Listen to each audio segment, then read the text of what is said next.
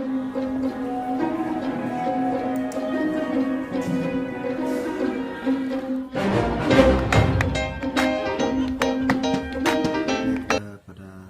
kesempatan pagi hari ini kita kembali dipertemukan dalam mata kuliah lapangan terbang. Untuk kesempatan kali ini kita akan membahas tentang konfigurasi lapangan terbang.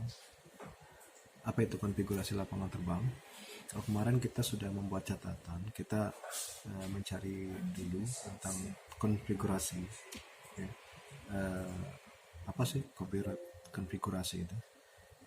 Konfigurasi itu tatanan atau susunan atau penggambaran bentuk dan aturannya, ya, sehingga suatu objek tadi, ya, bisa kita deskripsikan dalam bentuk gambar atau dalam bentuk, ya, kalimat deskripsi yang mudah untuk dimengerti. Nah, dalam konfigurasi ini kita akan membahas tentang konfigurasi lapangan terbang secara umum. Nah, kalau kita pernah bahas pekan lalu itu tentang konfigurasi pesawat, ya, konfigurasi pesawat terbang. Nah, di sana kita akan menemukan hal yang unik tentang posisi roda, ya. Posisi roda pesawat terbang itu yang berbeda-beda dan bentuknya itu menyesuaikan, bahkan disesuaikan dengan jenis atau bentuk dari landasan pacu dari bandara tersebut. Ya, kalau misalkan kemarin kita lihat ada tabel yang menunjukkan ketika satu bandara yang kelasnya internasional itu akan berbeda dengan bandara yang lokal atau yang nasional yang sifatnya hanya di dalam negeri, secara panjang dari landasannya, kemudian luasan dari apronnya, kemudian pesawat apa saja yang bisa mendarat atau bisa beroperasi di bandar udara tersebut. Nah, kali ini kita akan membahas konfigurasi lapangan terbangnya lebih spesifik lagi. Ya, konfigurasi di sini ini terkait dengan jumlah dan arah atau orientasi dari landasan serta penempatan bangunan penunjangnya, yaitu baik itu terminal dan lain-lain, termasuk lapangan parkir, ya, atau apron dan fasilitas lain di bandara, ya, yang saling terkait ke landasan tersebut, ya. Nah, jumlah landasan tergantung pada volume lalu lintas dari bandara tersebut, ya, dan orientasi landasan tergantung kepada arah angin dominan yang bertiup, ya. Jadi secara dominan yang bertiup, tapi kadang-kadang juga luas tanah yang menjadi faktor penentu, karena ini terkait dengan pengembangan lahan ke depan, ya, pengembangan dari bandara. Pekan lalu di pertemuan lain kita pernah membahas tentang perluasan atau forecasting, ya, dari bandara, ya, atau pengembangan bandara.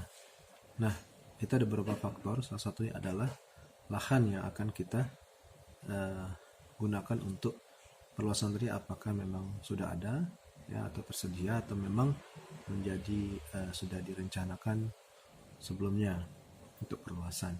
Nah, forecasting ini salah satu juga masuk dalam bahasan kali ini, yaitu terkait dengan volume lalu lintas, ya, banyaknya lalu lintas di bandara tersebut.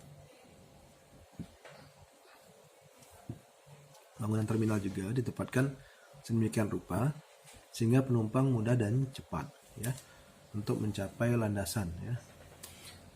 Ya, mungkin ada beberapa kejadian ya, kalau misalkan kalian pernah eh, naik turun bandara di Indonesia, ada yang dari ruang tunggu ke pesawatnya menempuh perjalanan yang sangat jauh, bahkan menggunakan bus ya.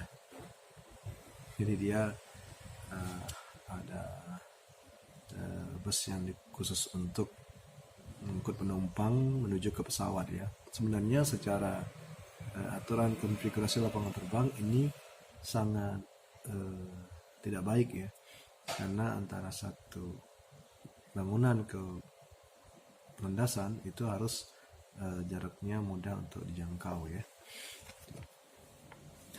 Kemudian yang pertama kita akan membahas tentang bagaimana konfigurasi landasan pacu, dan ini penting sekali ya.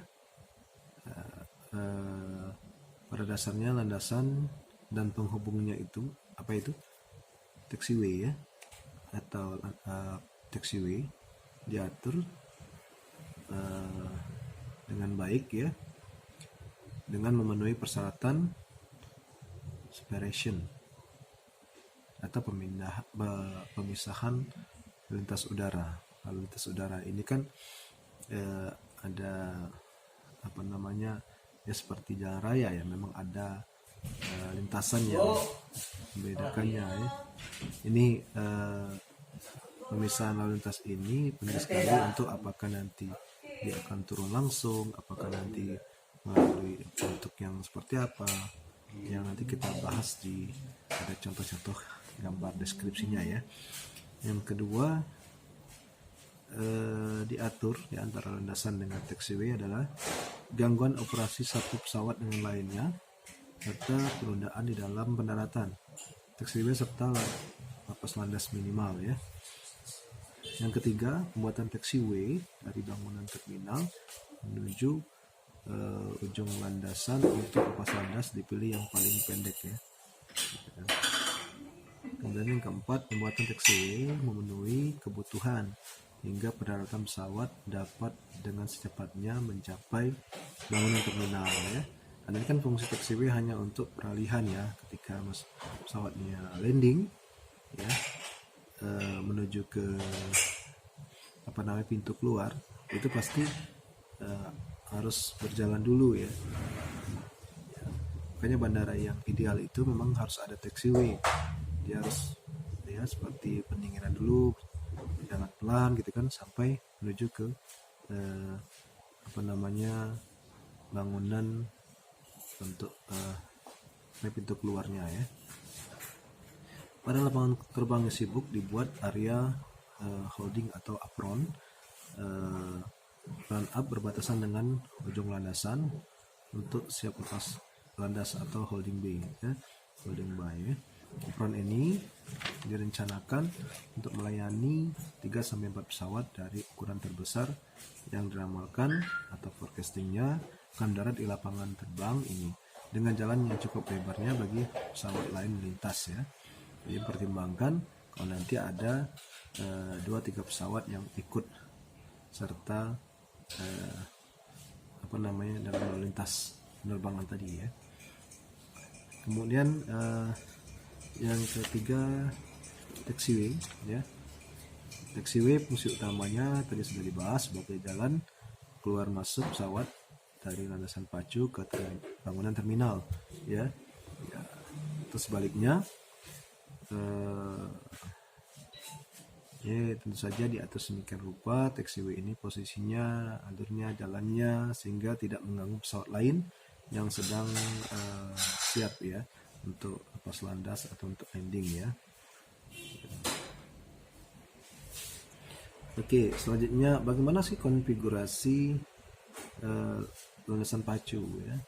Jadi konfigurasi landasan pacu berdasarkan dari ini kita bisa banyak sebenarnya referensi kita di lapangan terbang. Yang pertama bisa menggunakan buku yang lama sekali ini, yaitu merencana lapangan terbang dari Insinyur Heru Basuki ya. Kalau masih bisa dicari di beberapa toko buku yang jadul ya, beberapa tempat toko buku itu bisa ketemukan. Kalau Gramedia mungkin belum ya, sudah nggak ada lagi ya. Ini kemudian perencanaan dan perancangan bandar udara juga bisa ya. Robert Orange Francis dari terjemahan dari Inggris luar ya, atau dari Geraha Ilmu Tatanan Bandar Udara Nasional ya, Sakti Aji Adisasmita ya, dan masih banyak lagi ya. Nah, dalam beberapa literatur kita akan temukan bahwa konfigurasi landasan pacu yang sering kita temukan dan digunakan dalam bandar udara ya di dunia ya, itu ada 5 ya. Yang pertama yang landasannya tunggal, di sana naik, di sanalah turun gitu ya. Kemudian ada landasan paralel ya, yang ada beberapa landasan yang saling terhubung gitu ya. Kemudian ada landasan 2 jalur, kemudian ada landasan berpotongan ya atau bersilangan ya. Dan ada yang landasan terbuka yang bentuknya V gitu ya. Ya, secara konfigurasinya ya, gambarnya seperti ini. Untuk landasan tunggal tentu saja lurus ya, lurus. Ya. Itu konfigurasi untuk landasan tunggal. Yang kemudian landasan yang sejajar, ya, landasan yang sejajar atau paralel itu seperti ini. Ya. Ini ada 2, ada yang sejajar segaris, ada yang digeser, yang sejajar. Yang ini yang geser. Ya. Kemudian ada yang ada 4 sejajarnya. Kemudian ada yang berpotongan tadi ya. Ini yang berpotongan. Ya, tanda panahnya. Ada yang ketika dia landing sama take off-nya itu sama ya. Dari titik yang sama, dari titik yang arahnya utara ya ke selatan, cara menyilang. Kalau yang ini lihat posisinya, ini lebih lebar di atas dibandingkan yang bawah ya, kebalikan dari yang ini tadi ya, yang atas lebih kecil, yang bawah yang lebih lebar ya. Ada yang dari selatan ke utara dan atasnya mirip seperti yang ini ya, mirip seperti yang tadi yang ini ya. Ya. Nah, ada yang dia bentuknya V ya, yang terbuka tadi ya. Jadi ada yang dia terbuka ke bawah seperti ini ya. Ada yang dia ngatup ya ke bawah, dari bawah ke atas, tapi dia ngatup seperti ini. Kalau ini dia melebar, kalau dia menyempit seperti ini ya. Ini konfigurasi untuk landasan pacu ya. Nah, landas pacu ini ada secara umumnya ada 5 ya. Saya ulangi. Pertama landasan tunggal, yang kedua landasan paralel, yang kedua landasan 2 jalur ya atau sejajar. Ada yang landasan berpotongan yang seperti X tadi. Kemudian ada landasan terbuka atau seperti V tadi. Baik, itu mungkin sekilas gambaran tentang konfigurasi lapangan terbang ya. Selanjutnya juga ada holding apron ya. Apron untuk holding atau juga disebut run up ya, atau juga warm up atau pemanasan, diperlukan pada lokasi yang sangat dekat ujung landasan ya. Ini ada yang holding apron ya. Bagi pesawat bermesin piston untuk melakukan cek akhir saat sebelum lepas landas ya. Oke. Holding apron itu dirancang untuk melayani 2-4 pesawat dan cukup ruang bagi pesawat satu menyalip pesawat yang lainnya ya.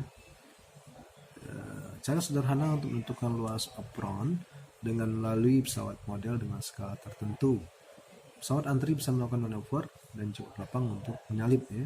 Bila mungkin holding apron ditempatkan sehingga pesawat berangkat dapat masuk ujung landasan untuk start dengan sudut kurang dari 90 derajat serta pesawat tadi dapat masuk ke landasan sedekat mungkin ya. Kemudian ada yang namanya holding by, itu apron yang tidak luas berlokasi di lapangan terbang untuk parkir pesawat sementara ya. Beberapa lapangan terbang jumlah gate yang disediakan mungkin tidak cukup untuk melayani pesawat yang datang, ya, dan jam-jam sibuk. Dalam hal demikian, bagian mengatur controller udara, ya, menuntun pesawat untuk parkir di holding bay dan tinggal di situ sementara sampai ada gate yang kosong. Jadi semacam tempat sementara untuk menunggu, ya, antri gitu, ya. Hubungan antara area terminal dengan landasan, ya. Kunci dari lapangan terbang yang disenangi adalah tersedianya jarak taxiway yang pendek, ya, dari area terminal menuju ke landasan pacu, ya, untuk start lepas landas dan berpendek sedapat mungkin jarak taksi dari pesawat mendarat, ya.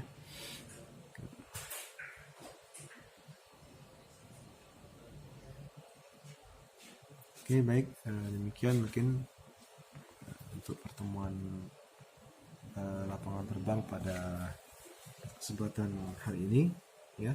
Terima kasih atas perhatiannya. Mohon maaf kesalahan pada Allah pun. Saya kira wabillahi taufiq wal hidayah. Assalamualaikum warahmatullahi wabarakatuh.